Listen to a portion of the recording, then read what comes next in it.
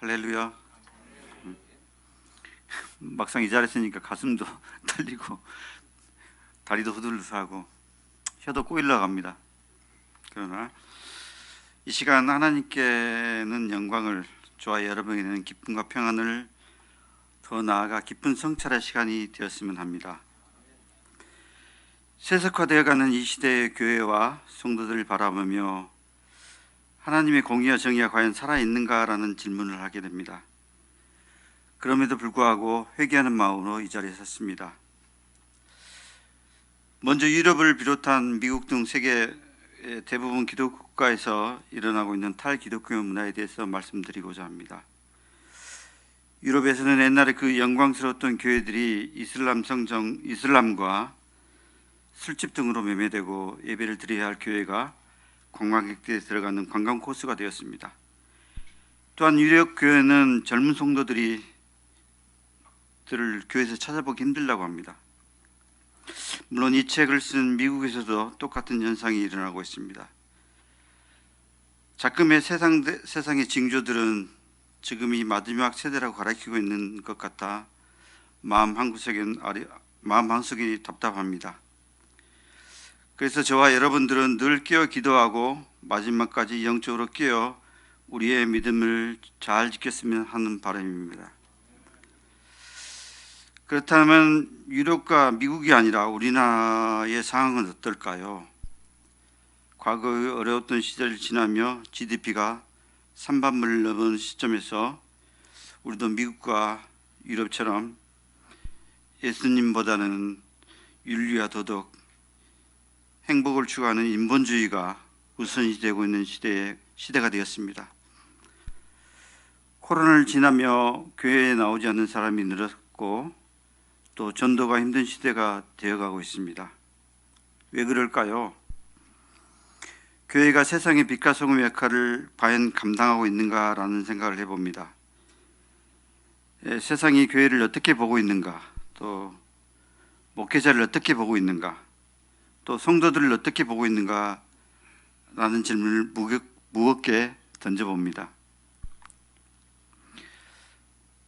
과거 1000만 명이라고 자랑했던 기독교 인구는 절반 수준 500만 명으로 줄었고, 교회의 숫자는 6만여 교회에서 5만여 교회로 코로나 이후 약 1만 교회가 줄었다고 보고되고 있습니다. 무엇보다도 교회에 젊은 사람들이 줄어들고 있고, 또 젊은 사람이 줄어들고 있다는 것은 우리의 마음을 또 아프게 하는 것 중에 하나입니다. 또한 코로나를 겪으면서 예배에 대한 사람들의 생각이 과거와 너무나 다르게 변화되었고, 또 가정에서 단독적으로 드렸던 온라인 예배가 이제는 우리들의 삶 속에 자연스럽게 다가오므로 온라인 예배가 전혀 낯설지 않게 느껴지는 세대를 살아가고 있습니다. 교회를 떠나는 이유보다는 떠났던 믿음의 사람들, 또 떠나려고 하는 믿음의 사람들이 왜 교회를 떠나는지, 왜 떠나려고 하는지를 하는 질문을 던져봅니다. 이 글의 저자는 교회를 떠난 이유도 알아야겠지만 떠난 그들을 어떻게 돌아오게 할 것인가를 이야기하고 있습니다. 우선 저자는 작은 일부터 한 걸음씩 다가가라고 말합니다. 가까이서 그들의 필요를 살펴야 하고 교인들의 소속감을 키워주기 위해 소그룹 공동체를 세울 것을 저자는 강하게 주장하고 있습니다. 예를 들어 자녀의 스포츠 활동, 좋은 친구들과의 모임, 기도 모임, 성경 공부 모임 등 교회의 지속적인 관심과 사랑이 필요하다는 조언을 저자는 말합니다.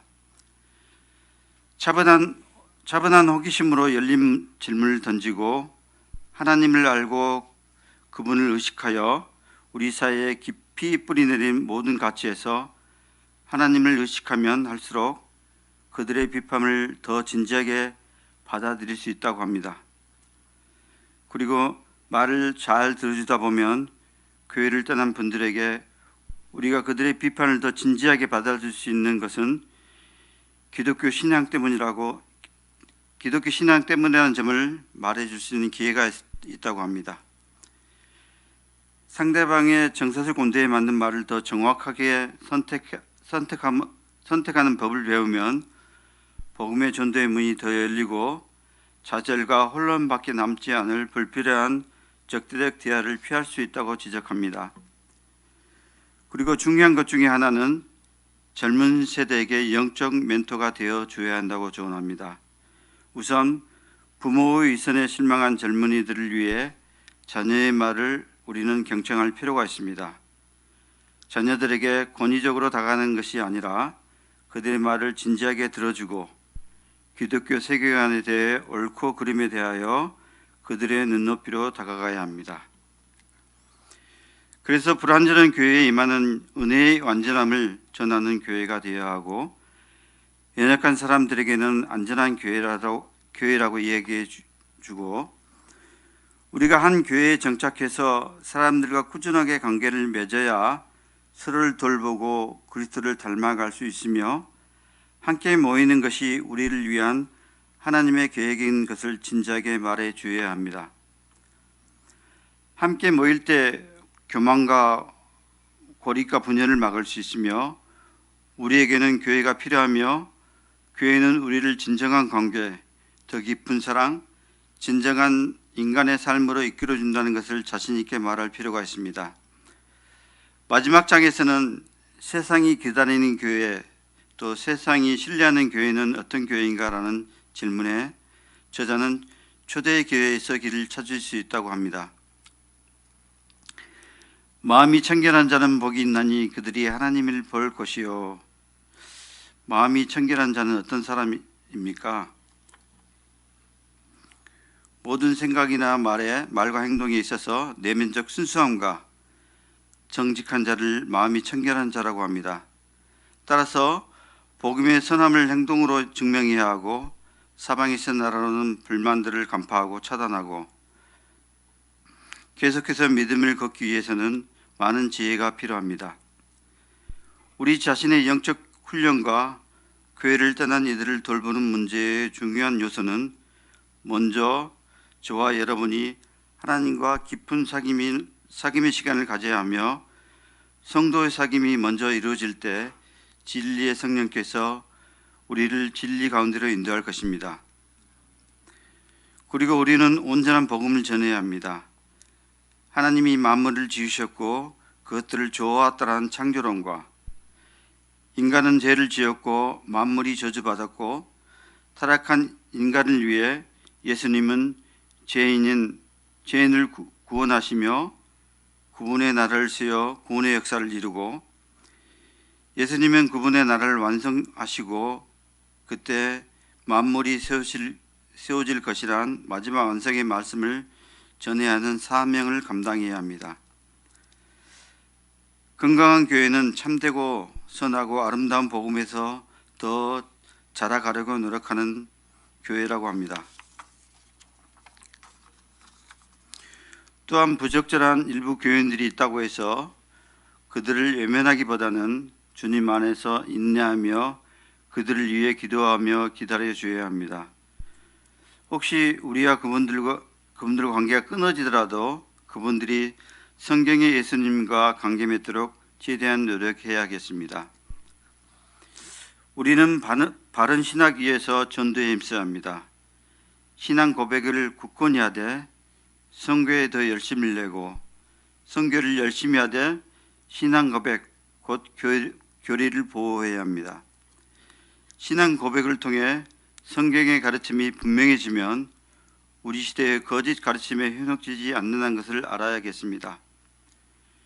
또 신앙 고백과 선교를 추구하는 교회들은 이 세상에 살면서 이 세상처럼 되지 않고 이 세상에 참여함으로 많은 열매를 맺을 수 있는 크리스찬들을 배출해낼 수 있다고 합니다.